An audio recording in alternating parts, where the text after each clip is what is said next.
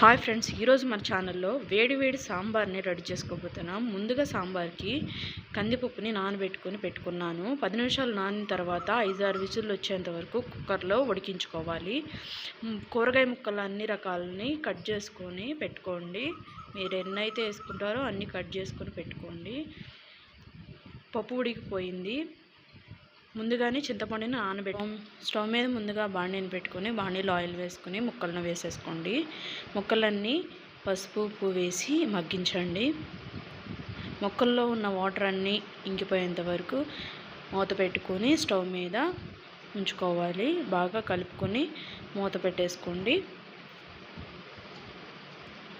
ఒక 10 నిమిషాల తర్వాత ముక్కల్లో వాటర్ అన్నీ పైకి వచ్చాక మూత తీసుకుని చూసుకుందాం.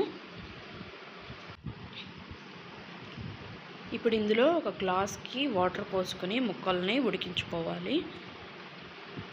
ఒక గ్లాస్ వాటర్ పోసుకొని మూత పెట్టేసుకోండి.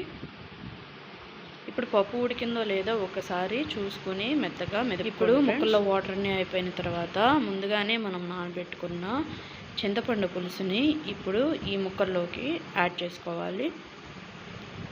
యాడ్ చేసుకున్న తర్వాత కొంచెం ఉడకపట్టి మసిలేంత వరకు ఉంచుకొని ఇప్పుడు ఇందులోకి మసిలిన తర్వాత ఇప్పుడు ఇందులోకి పప్పుని యాడ్ చేసుకోవాలి.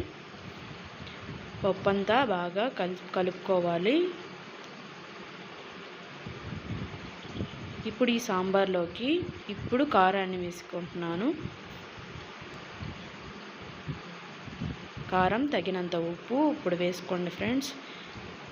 బాగా చిక్కబడేదాకా ఉడికించుకోండి. ఇప్పుడు మూత పెట్టేసుకుని ఒక 15 నిమిషాలు బాగా మసిలేంత వరకు ఉంచుకోవాలి. ఇప్పుడు సాంబార్ ఉడికిన తర్వాత ఇందులోకి తాలింపు వేసుకుని 2 నిమిషాలు ఉడికించుకుంటే సరిపోయిద్ది. నా ఈ సాంబార్ వీడియో మీకు నచ్చినట్లయితే లైక్ చేసి సబ్స్క్రైబ్ చేసుకోండి ఫ్రెండ్స్. Please friends.